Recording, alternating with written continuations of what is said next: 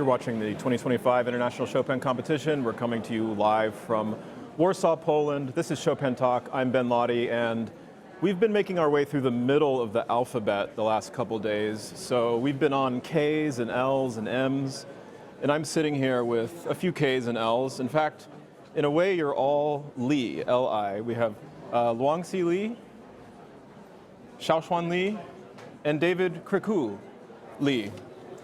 Nice to meet you. So thank you guys for joining us. How does it feel to be done with the first round? Luwangzi. Very comfortable. On this day, I'm very exciting, and now I'm very relaxed. You got the hard part out of the way. If you make it to the next round, you think it'll be a little easier? You know what it's like out there? What? Do you know what it's like? You're comfortable now on stage? Yeah, actually, this is my first time to come to this competition, but I feel very comfortable, but I don't know why. Well, you don't have to know why. All that matters is you're comfortable and it shows. Xiaoxuan, how about you? How does it feel to be done with the first round? And was it nerve-wracking up there with the cameras sticking in your face?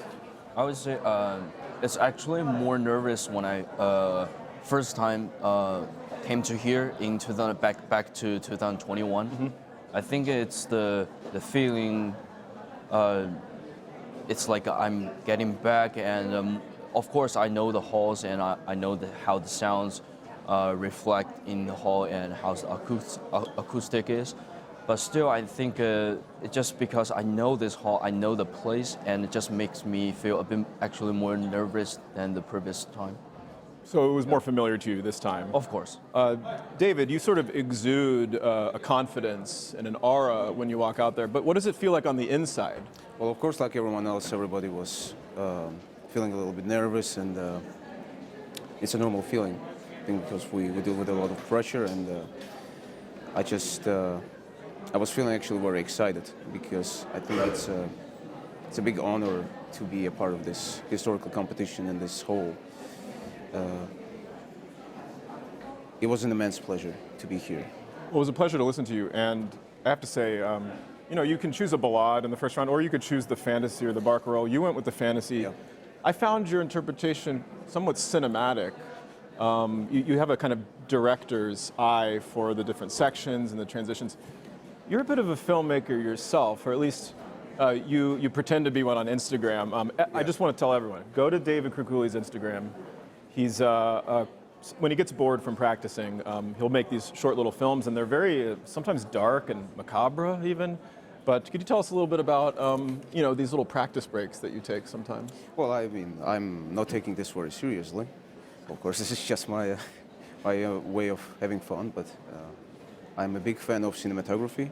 So doing this stuff is a lot of joy and a pleasure, of course. Do you think it shows up in your piano playing at all? That sense of shining a light on certain things? I do that because I believe that the cinematography and the music are connected with each other. It's both art, and of course it helps me. Everyone has their own view on it, but that's how I see it, and I hope I'm convincing enough for this. I'm convinced, but I'm not the one you're supposed to convince. So we'll. No, truly, I enjoyed all three of your performances, and Xiaoxuan, you have a sound that can be so intimate and even shy. Not like you're personally shy, but it's like the beginning of your, I think, second ballade, right? Yes. There's a kind of, I would say, demure quality, bashfulness to it. How do you think of? This is also a very dramatic, cinematic piece because of what happens a page later, right? How do you think of the second ballade dramatically? I think. First of all, the piece is very dramatic. All the A theme and the B theme, they are totally talking about the different stories for sure. But for the beginning, I actually feel it's kind of two different ideas kind of fight against each other. Sometimes I think if you're thinking in an F major way, but the ending it's in a minor way. So if you're thinking about the key relationship, of course there's no relationship.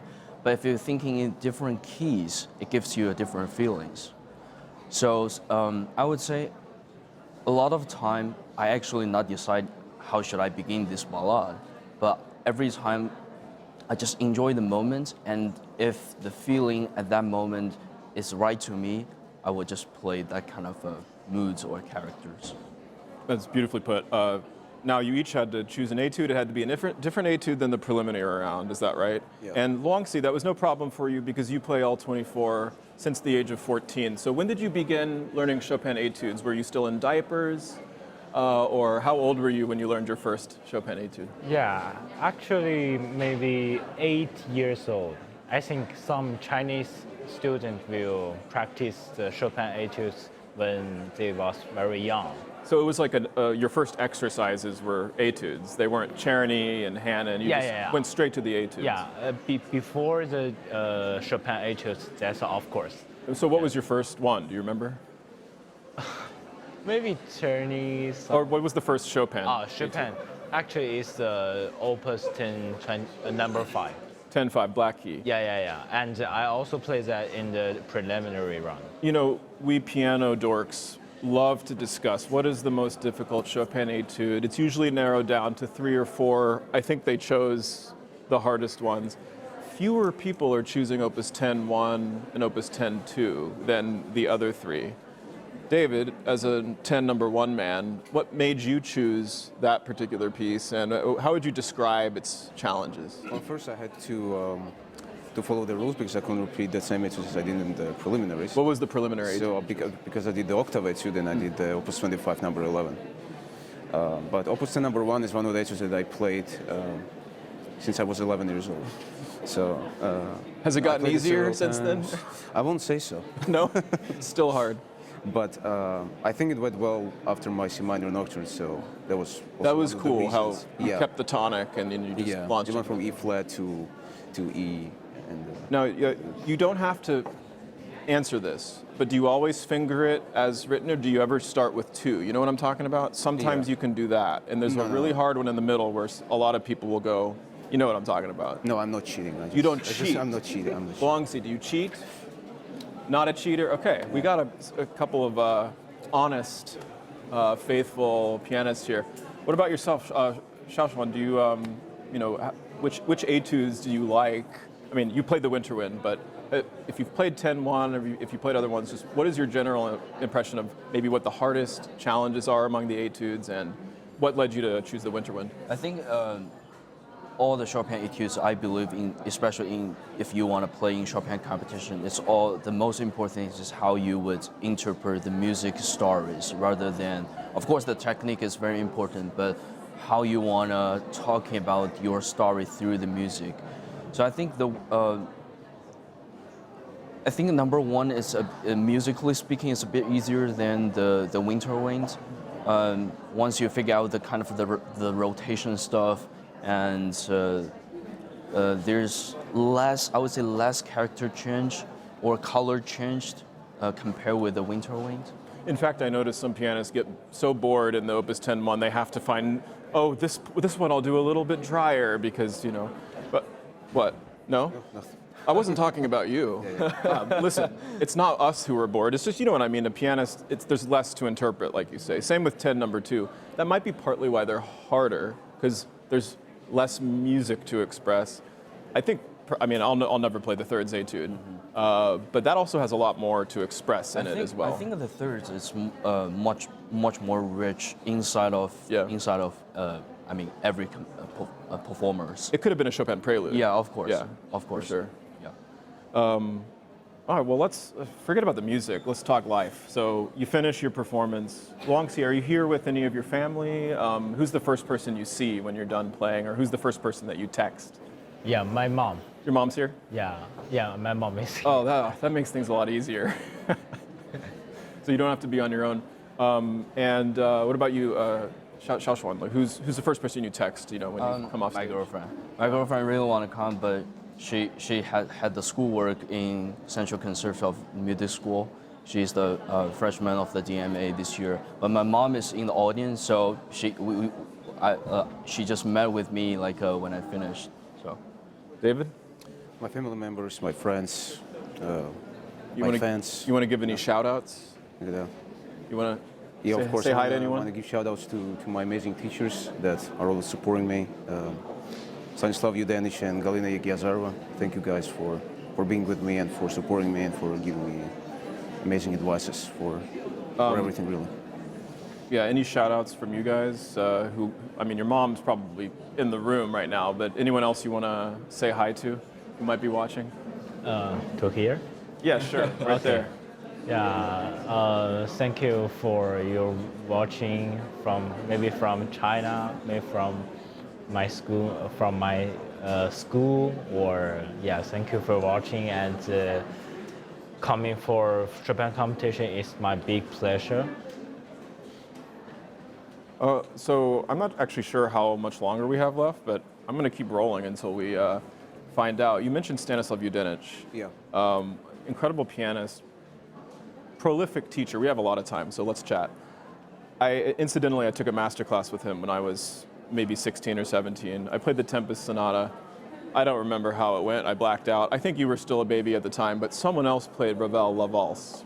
And they were playing a passage, and he tried to get them to play even softer.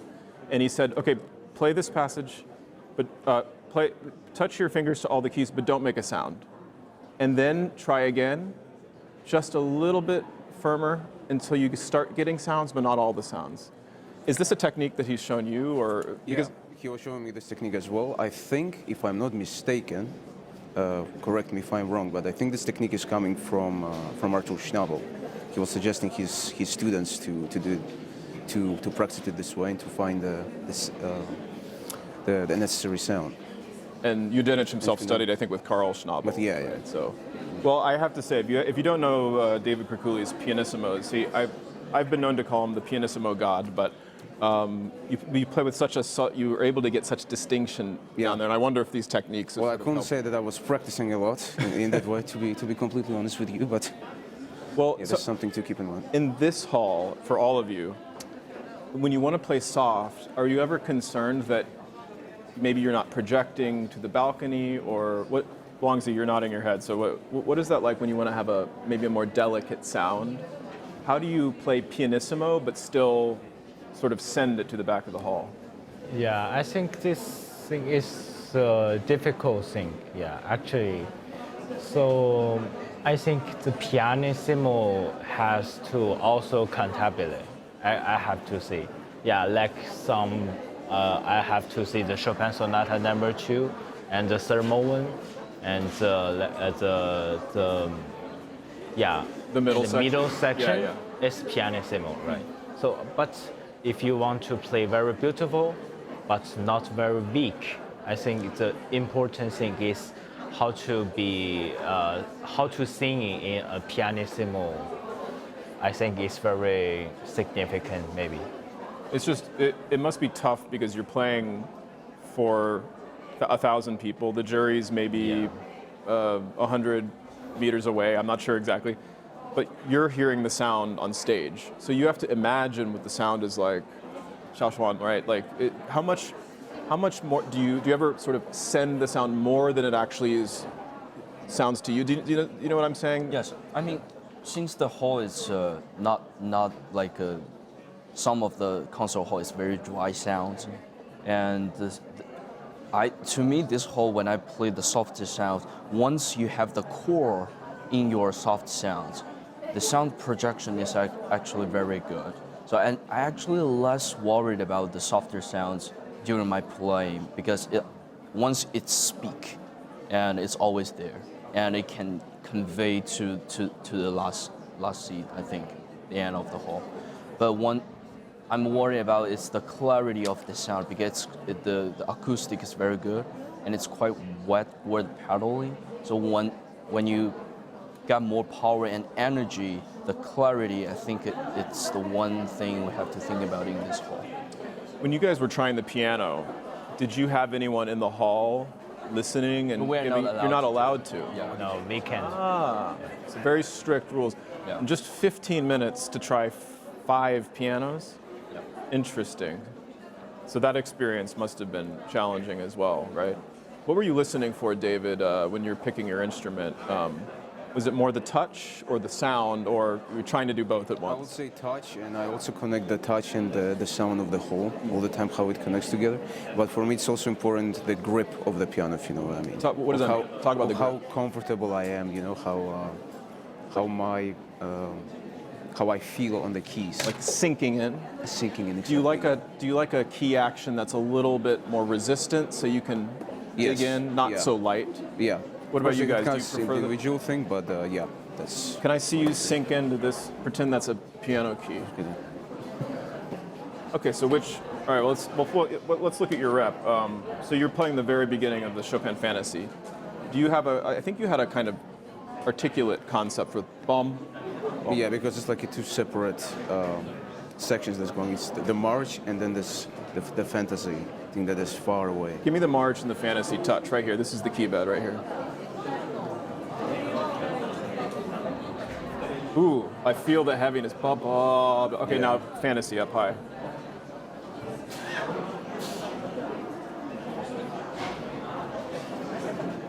Beautiful. Did everyone hear that? Okay, your turn. First or the second ballade. Second ball. Yeah. Are you stroking it more, or do you kind of? How do you get such a sweet sound? I just got like a feel like I'm so close to the key, but like you're just like a kind of touching it like in a sweet Caressing. way. Yes. Yeah. Rather than give the gravity of the like the arms. But you still project. I mean, I still hear the core of the sound. So how do you pet a I key think but that's still get a? that's how you communicate with the keyboard and the sound and also the music. Yeah. I think that's very kind of different people have different feeling, and that's all about how you hear and how you communicate with the. Yeah, and so now Luwangzi, can you play the whole Chopin G minor Ballade Coda right here on this book? Okay, but seriously, you know what I loved about? Here's what I remember about your coda. You actually dance. No, I'm serious. A lot of people say, you know, it's like they're in rush hour traffic and they're swerving into the shoulder to try to. I think you're really thinking about how your left hand is dancing. Is that something that you practice or that you feel when you get to that spot? So in the competition, I don't know why, in the coda of the ballad, I'm very exciting, but very comfortable, and I don't have any nervous. I love this guy. I don't know why. I wasn't nervous. I felt great. This is the benefit of being 17, you know? You haven't lived long enough to start doubting yourself. You know what I'm talking about? David's sitting here like, my brother, no doubts, no doubts. No, but when you start living longer, you're like, you start second guessing things. You know, maybe they call it wisdom, but it can also lead to, you know, well, in any case, it's amazing how comfortable you were. How often have you played in a stage like this, though? I mean, is this your first time on this big of a stage? I think it's I'm in my 17 years. This is my first time. I'm very comfortable and not nervous. First time for me. Well, whatever whatever's going through your veins, I'd love to know about that. If you have a pill or something I can take, that would be great. But yeah, do you have any techniques for calming nerves? And how much is just experience helping you, Xiaoxuan, like just be comfortable and try to capture what this young man is very naturally has? I mean, I believe every like a better musician, they are doubting like because they want to show the audience like the best, like one-time best on the stage performance on the stage. But once during the preparation and once you go on the stage and okay, you just want to be yourself and show your personal interpretation.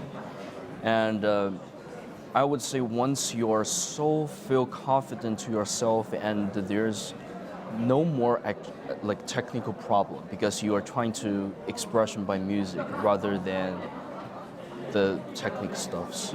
But of course, like the Winter Wind, there is still like technique difficulty inside of the piece, but you're still talking about music. You live in New York now? Yeah.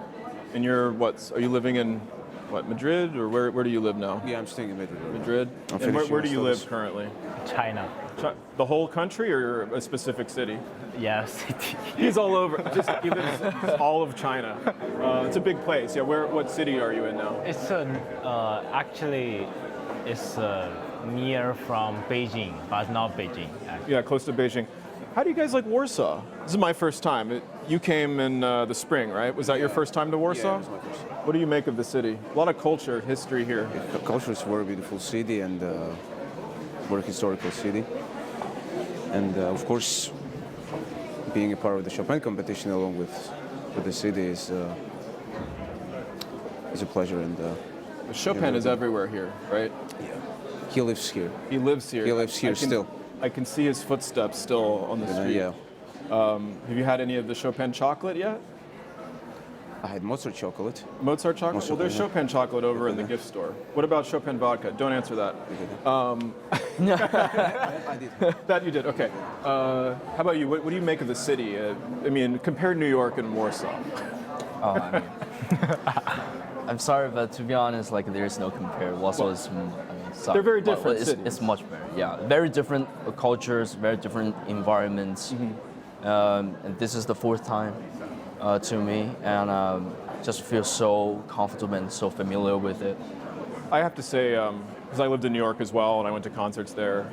Been to concerts in America mostly. It's where I spend most of my time. This is one of my first times experiencing a sort of European audience culture, and I have one comment to make. I wonder if you noticed this. Everyone saves their coughs for right in between the pieces. So they're holding the cough, and then the moment you finish the nocturne, just all of. In America, we just cough the whole time while people are playing. So it's a different thing. Do you notice? Do you feel the audience ever? I mean, you notice that? Like once I finish the piece, I feel like my stress is with the audience. Like at the same time, like we're released. You also start coughing too. Did you notice the audience much, Luwangzi? Like, did you feel their presence? Could you hear anybody making sounds, or were you not distracted? No, I can't hear. You were just in the zone. My friend, you got a superpower. The audience very quiet, I think. They were quiet for you. Yeah. I think it depends on the time of day. It depends on what order you were in. Like, are you the first one and their throat is still feeling clear, but then if you're the third or fourth in a row, maybe they're starting to get, I don't know. Did you notice the audience so much, David? Yeah, well, actually, I'm going to say something positive now about the audience. Oh, no, I am the audience, Yeah, so I can criticize myself. I mean, I felt very comfortable, and I felt how attentive the audience is here, and they were following the music and they were listening very carefully, and it was very nice. Well, that was the flip side of what I was saying. Is I'm serious about this. There's so much more attentiveness. I've Yeah. never seen people listen so carefully. Every single person in the hall, and I think that's why they don't want to make a sound. Like they really care, and they're hanging on your every note. And that can, I imagine, be nerve-wracking, but also really positive to know that any decision you make, Xiaoxuan, like they're going to hear it. Did you feel that, like, oh, if I do this like this, like some people are valuing it, they're appreciating No, it? I would not say they are valuing it during like everyone's performance, but I really think the sincere from the audience, it's in an extremely high level. Yeah, it's the first class. Well, you can hear the gongs. I think we're probably in the last minute or so of the interview. 3 minutes or so. Let's do some gimmicks, okay? So these are favorite gimmicks for the chat, but we got to look at hand size.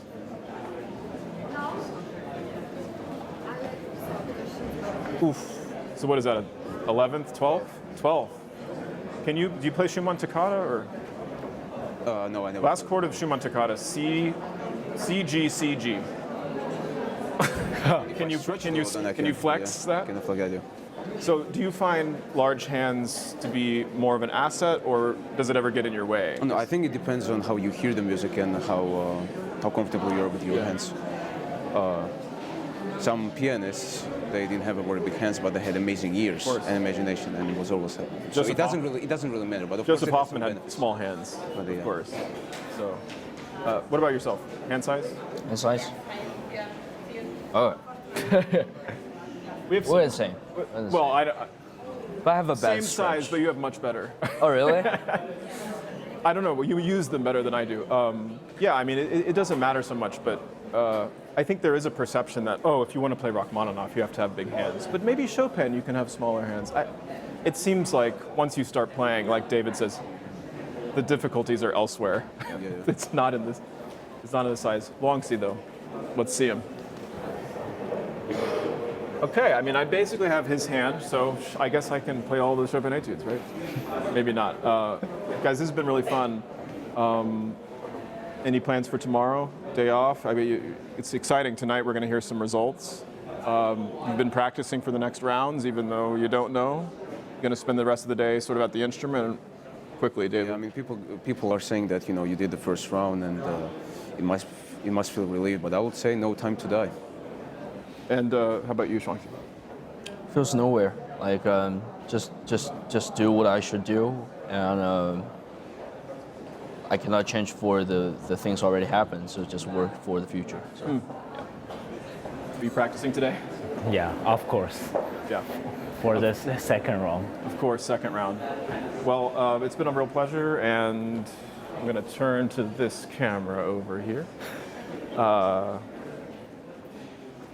Hello. Thank you for joining us. This has been a real fun Chopin Talk. Guys, I really appreciate you coming. Good luck with the rest of your round. You've been watching the International Chopin Competition. We're in day 5 of the first round, and there are 4 more performances, afternoon Warsaw time, and then we're going to have 8 later this evening. The final 8, it'll take us through the letter S in the alphabet. We'll have made the full lap around the alphabet. We began with T. We're almost to the end of all 84 participants. And so that means the results of the first round will be announced later this evening. Stay with us, enjoy the music this afternoon, and we'll see you this evening.